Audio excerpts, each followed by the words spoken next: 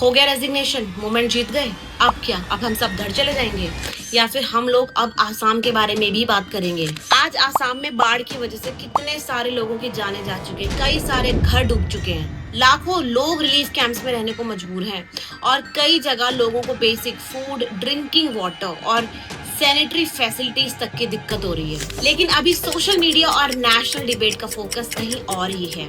जब किसी इशू के लिए हम इतना बड़ा मूवमेंट क्रिएट कर सकते हैं तो क्या इंसानियत के लिए हम इतनी सी आवाज नहीं उठा सकते? अगर आप सच में देशभक्त हो ना तो सिर्फ एक प्रोटेस्ट के लिए नहीं, डिजास्टर के वक्त भी अपनी रीच यूज करो। एक स्टोरी, एक पोस्ट, एक डोनेशन किसी की जिंदगी बदल सकता है। मूवमेंट सिर्फ रेजिग्नेशन से खत्म नहीं होता। मूवमेंट तब खत्म होता है जब हम हर उस इंसान के साथ खड़े होते हैं जिसे हमारी जरूरत होती है। प्लीज मेरी आप सबसे यही रिक्वेस्ट है कि इसके बारे में भी बात करो और अगर हो सके तो relief funds, verified donation link जरूर शेयर करो।